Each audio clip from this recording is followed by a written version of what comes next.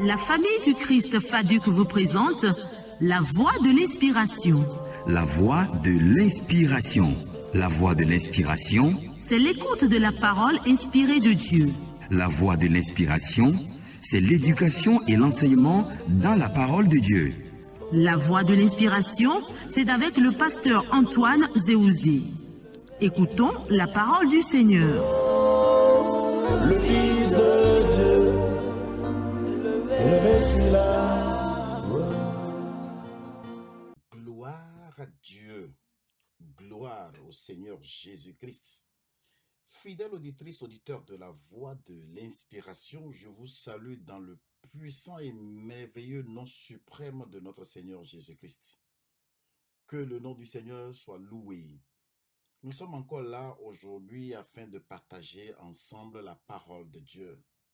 Je veux dire ma joie et ma reconnaissance à vous tous qui suivez cette émission avec beaucoup d'attention, la voix de l'inspiration. Et je veux dire à peut-être ceux qui écoutent, mais qui ne font aucun signe que ce n'est pas biblique. La Bible dit, si vous recevez des choses spirituelles, donnez également des choses matérielles. Et ce que je vais demander, ce n'est pas de l'argent, ce n'est rien d'autre. C'est juste un petit message pour dire, pasteur, que le Seigneur t'assiste. Nous allons continuer à prier pour toi. C'est déjà quelque chose que vous avez donné. Et je pense que nous en avons besoin. Je ne dis pas ceci pour décourager peut-être ceux qui nous assistent financièrement. Que le Seigneur Dieu vous bénisse. Vous travaillez pour le royaume de Dieu et le Seigneur Dieu lui-même saura vous récompenser. Que le nom du Seigneur soit loué. Avant d'aller sur le message d'aujourd'hui, j'aimerais bien faire une annonce importante. Je veux annoncer que notre clinique des leaders qui est située à Sikekodi est délocalisée. Vous savez très bien que cette clinique, nous avons loué les locaux qui nous revenaient à 125 000 francs par mois. Depuis que le coronavirus est arrivé, donc les activités ont été ralenties. Alors, ce ne serait vraiment pas sage, ce serait du gaspillage des ressources de l'Éternel Dieu si nous continuons à payer les 125 000 francs par mois pendant que nous ne faisons rien là-bas. Et donc, c'est délocalisé. Je reçois maintenant les pasteurs à l'église La Famille du Christ, située dans la rue de l'Ecobank d'Agonticon, et vous appelez et puis on vous donnera ma disponibilité afin que je puisse vous rencontrer. Que le Seigneur Dieu vous bénisse pour votre compréhension. Tout ça, c'est pour faire avancer l'œuvre de Dieu. C'est pour cela que nous sommes nés et c'est pour cette raison que nous sommes là.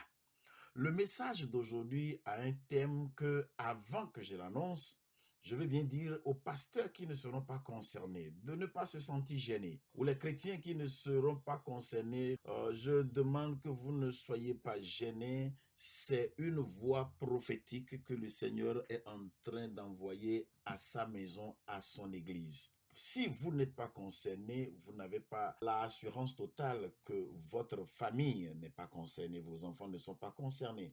Si vous n'êtes pas concerné, vous n'avez non plus l'assurance totale que tous les fidèles que vous dirigez ne sont pas concernés. Alors donc, j'annonce le thème maintenant. Le thème d'aujourd'hui, c'est l'œuvre de Dieu sans hypocrisie.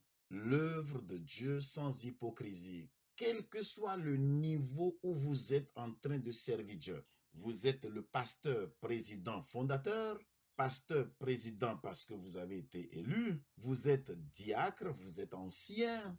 J'annonce aujourd'hui que nous devons faire l'œuvre de Dieu sans hypocrisie. Vous êtes chef choral, vous êtes responsable des intercesseurs, ou vous êtes intercesseur, vous êtes musicien, vous faites déjà l'œuvre de Dieu. Donc j'annonce que nous devons faire l'œuvre de Dieu sans hypocrisie. C'est très important.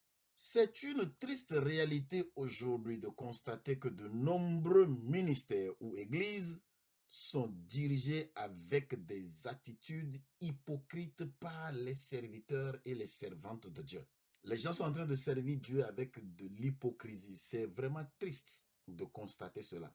Si le ministère, l'œuvre que vous accomplissez pour le Seigneur continue avec une telle attitude que je dénonce aujourd'hui, l'avenir ou votre avenir sera en difficulté. Quelle que soit la position que vous occupez, quelle que soit l'autorité que vous exercez, si vous le faites, vous continuez avec de l'hypocrisie, je vous garantis, je vous dis que votre avenir sera sérieusement en difficulté.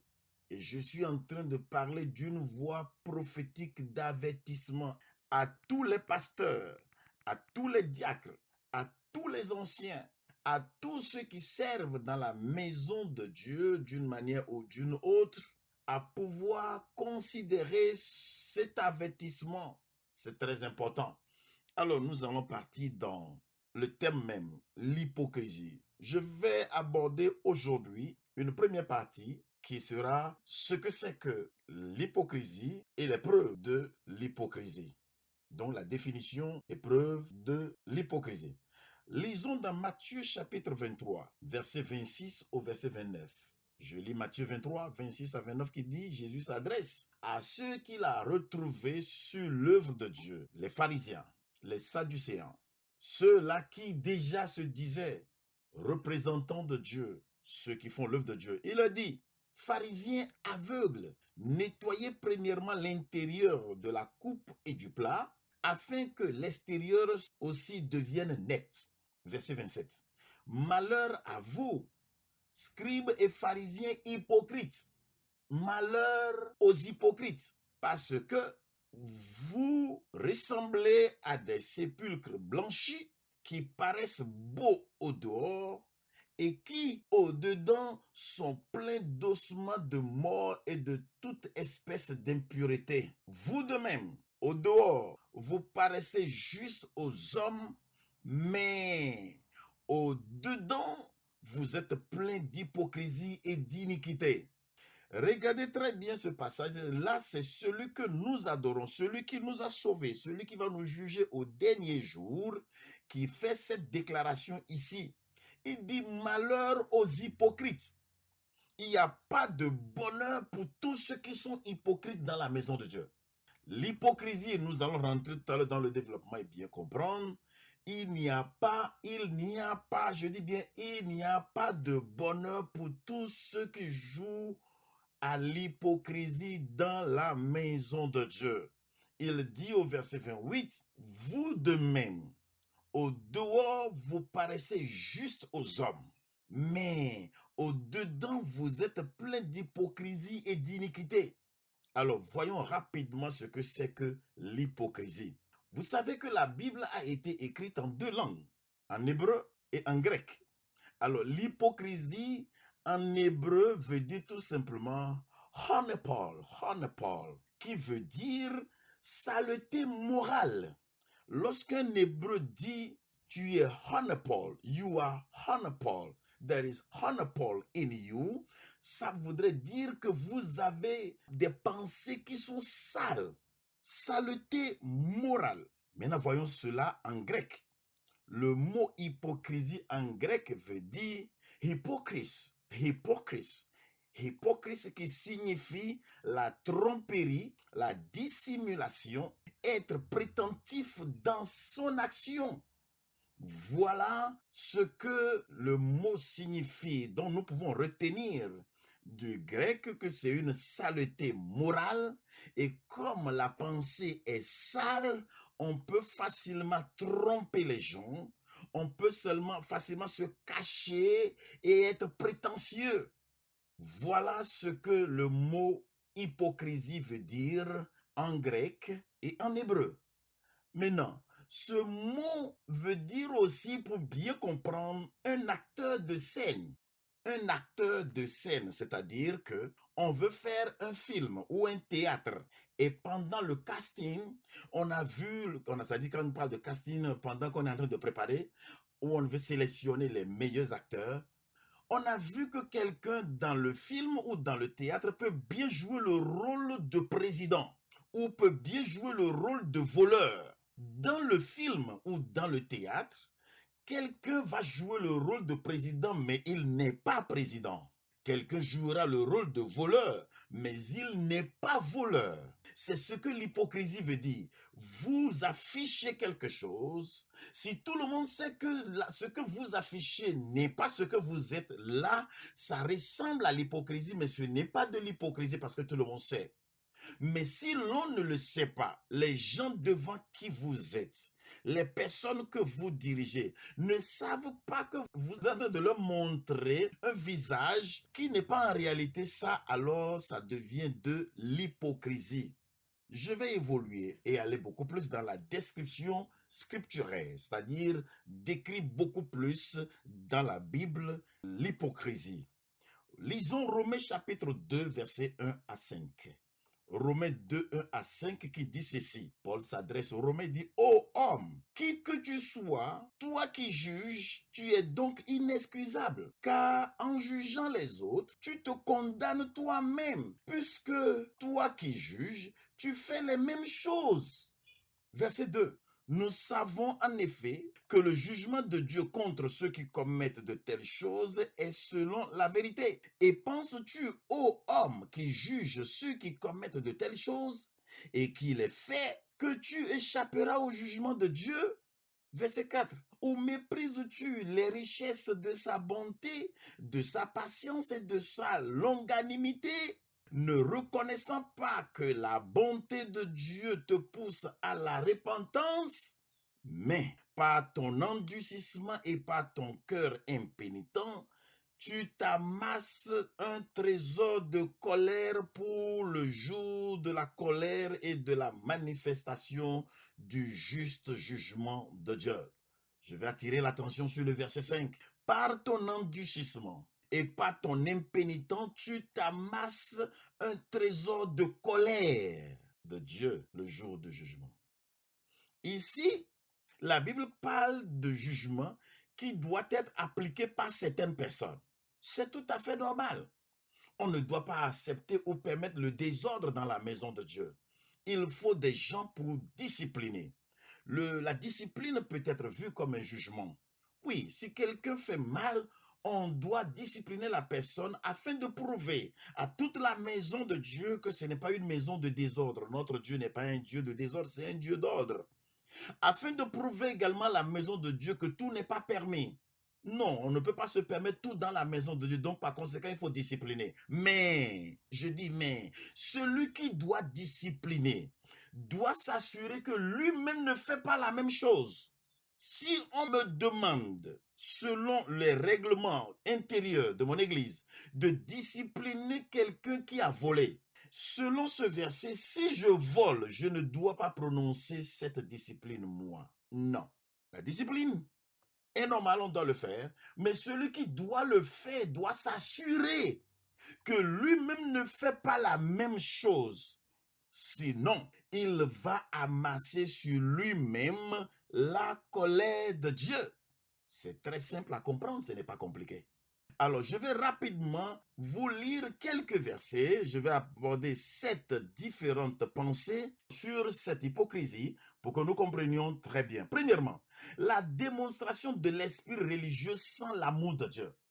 La démonstration de l'esprit religieux sans l'amour de Dieu. On est tous les jours à l'église. Cette démonstration-là, c'est que on est tous les jours à l'église, on lit la Bible, on prie, on porte l'habit de pasteur ou de diacre d'ancien, mais on n'a pas vraiment l'amour de Dieu. C'est ce que Ésaïe nous dit dans le chapitre 29, verset 13. Je vous lis Ésaïe 29, 13 qui dit: le Seigneur dit, quand ce peuple s'approche de moi, il m'honore de la bouche et des lèvres, mais son cœur est éloigné de moi.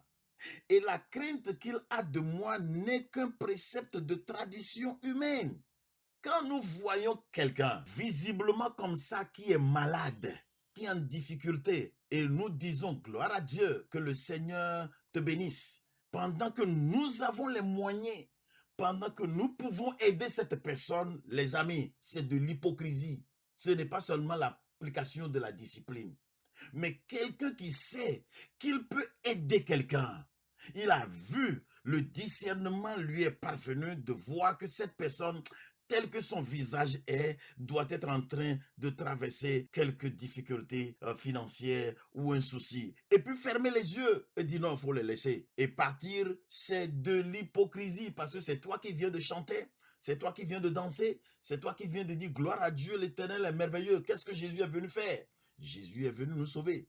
Eh bien, donc je veux dire que tous ceux-là qui chantent, qui prêchent, qui dirigent d'une manière ou d'une autre, mais sans la crainte de Dieu sont des hypocrites. C'est ça la démonstration de l'esprit religieux sans l'amour de Dieu. La deuxième chose, c'est réclamer l'amour pour Dieu pendant que vous trichez les gens. Vous demandez que les gens aiment Dieu. Vous défendez qu'on doit aimer Dieu. Au même moment, vous êtes en train de tricher les gens. Regardons dans Marc chapitre 12, verset 38 à 40. Marc 12, 38 à 40. Souvenez-vous que j'ai dit aujourd'hui, pour la première partie de cet enseignement, je parlerai seulement de la définition et quelques preuves bibliques. Dans Marc chapitre 12, verset 38 à 40, qui dit « Vous qui dévorez les maisons des veuves et qui font pour l'apparence de longues prières, ils seront jugés plus sévèrement. Vous dévorez les maisons des veuves et en même temps vous faites de longues prières. » Serviteur de Dieu, ce verset nous interpelle. Prendre la dîme d'une pauvre personne n'est pas une mauvaise chose. Quelqu'un a donné dîme 500 francs, l'autre a donné 50 000.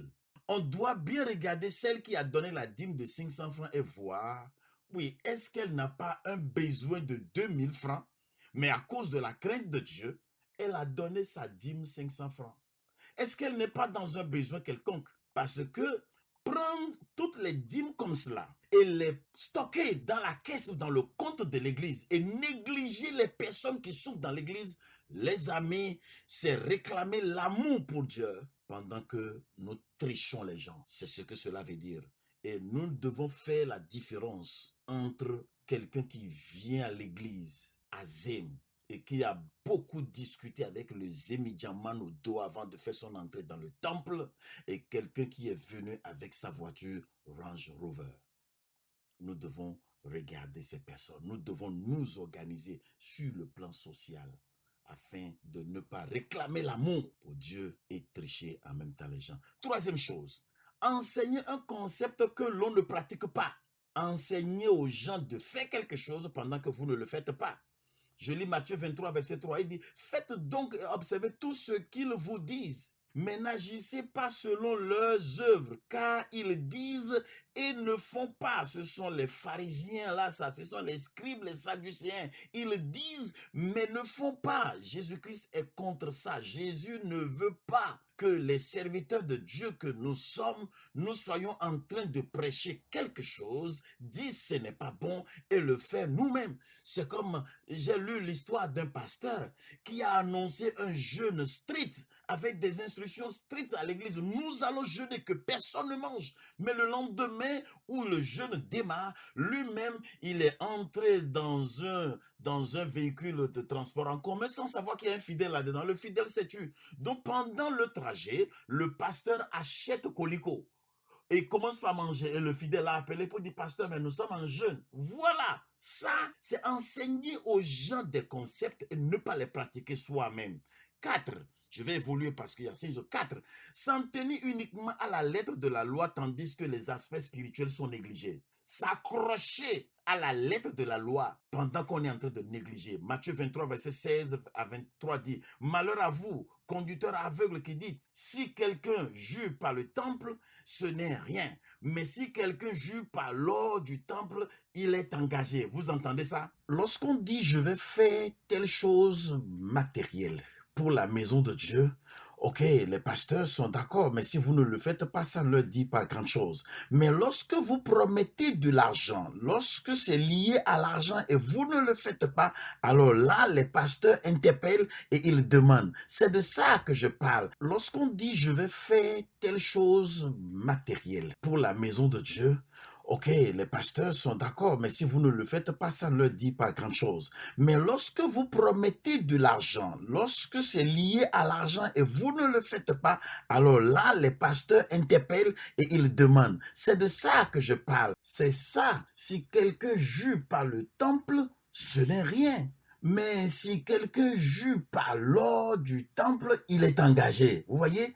Quelqu'un jure par le temple, ce n'est pas un problème. Mais s'il jure par l'or du temple, alors là, ça devient sérieux. C'est de ça que je suis en train de parler. Qu'il ne faut pas faire lorsque nous sommes des serviteurs sans hypocrisie dans la maison de Dieu. Ce sont les pharisiens qui menaient cette vie-là, s'en tenir uniquement à la lettre de la loi, tandis que les aspects spirituels sont négligés, dont nous devons aussi être engagés. Je vais rapidement aller sur le 5e point. Critiquer les péchés des autres pendant qu'on vit soi-même dans le péché. Ça ressemble un peu à ce que j'ai dit tout à l'heure sur dire et ne pas faire. Critiquer les péchés des autres pendant qu'on vit soi-même dans le péché. Matthieu 7, verset 3 à 5 dit, pourquoi vois-tu la paille qui est dans l'œil de ton frère et n'aperçois-tu pas la poutre qui est dans ton œil? Ou comment peux-tu dire à ton frère, laisse-moi ôter une paille dans ton œil, toi qui as une poutre dans le tien? Hypocrite, ôte premièrement la poutre de ton œil et alors tu verras comment ôter la paille de l'œil de ton frère. Vous voyez, vous avez le péché et vous critiquez ce même péché dans la vie des autres. C'est de l'hypocrisie. N'oubliez pas, le Seigneur a dit, ces personnes sont en train d'amasser la colère de Dieu. C'est pour ça que j'ai dit, l'avenir est problématique pour ces personnes. C'est dangereux, ce n'est pas du bonheur. Le 6e point, avoir une très bonne apparence avec un intérieur terrible. Avoir une très bonne apparence. Les gens vous voient à l'église, vous êtes gentil, vous riez, vous êtes jovial envers tout le monde, alors que d'abord à la maison chez vous, vous êtes très grave avec votre femme. Vous êtes dangereuse avec votre mari. Très terrible avec les enfants. Au service, vous êtes le patron le plus méchant. C'est de l'hypocrisie. Matthieu 23, verset 27 à 28 dit, malheur à vous, scribes et pharisiens hypocrites, parce que vous ressemblez à des sépulcres blanchis qui paraissent beaux au dehors et qui, au dedans, sont pleins d'ossements, de morts et de toute espèce d'impureté. Vous de même, au dehors, vous paraissez juste aux hommes, mais au dedans, vous êtes plein d'hypocrisie et d'iniquité. Nous devons refuser cela. Et le dernier point qui est le 7e dit, mentir afin d'apparaître bon, sérieux et être accepté par les gens. C'est de l'hypocrisie. Mentir ce que vous n'avez pas, ce que vous n'êtes pas, à montrer que vous êtes gentil alors qu'au dedans, vous êtes grave. Vous le faites pour être accepté par les gens. Dans Actes chapitre 5, verset 3 à 4. Acte 5, 3 à 4, qui dit, Pierre lui dit, Ananias, ça parlant de Ananias et Saphira qui ont menti, pourquoi Satan a-t-il rempli ton cœur au point que tu mentes au Saint-Esprit et que tu aies retenu une partie du prix du champ? S'il n'eût pas été vendu, ne te resterait-il pas? Et après qu'il a été vendu, le prix n'était-il pas à ta disposition? Comment as-tu pu mettre en ton cœur un pareil dessein? Ce n'est pas à des hommes que tu as menti, mais à Dieu. Ananias et Saphira ont joué à l'hypocrisie et nous savons ce que cela leur a donné. Et donc c'est en cela que je suis en train de dire aujourd'hui. Si vous m'écoutez aujourd'hui, dites ceci à vos enfants. Enseignez ceci au peuple de Dieu. L'hypocrisie est un élément dangereux. C'est du poison dans la maison de Dieu. Pasteur, diacre, ancien, fidèle, responsable de ministère de département à l'église, soyons francs. Pratiquons la franchise. Ce que nous sommes, affichons exactement cela. N'affichons pas autre chose. Et qu'à l'intérieur, dans notre vie privée, nous serons des gens terribles. Que le Seigneur Dieu vous bénisse et qu'il vous garde. Nous allons prier. Prions le Seigneur. Père, dans le nom puissant de Jésus-Christ, je te dis merci. Merci pour ce que tu nous as permis d'entendre, de partager ensemble aujourd'hui. Je prie ce jour et je lance aujourd'hui, par la puissance du Saint-Esprit, le feu divin contre l'hypocrisie dans la maison de Dieu, dans chaque église, dans chaque ministère et département. Quelle que soit la dénomination de cette radio, je lance le feu divin contre toi, esprit d'hypocrisie, et j'ordonne que les chaînes divines descendent et te ligotent. Je te chasse, je te mets hors de l'église, hors de la vie des serviteurs et des servants de Dieu, dans le nom puissant de Jésus-Christ de Nazareth. Seigneur Dieu, je libère tes enfants qui d'une manière ou d'une autre ont grandi avec l'hypocrisie. L'hypocrisie règne en eux. Je détruis cela dans le nom puissant de Jésus-Christ. Que le Seigneur Dieu vous bénisse et qu'il vous garde. Nous allons revenir une autre fois. Je vais continuer avec ce thème. Portez-vous bien et à très très bientôt. Bye bye.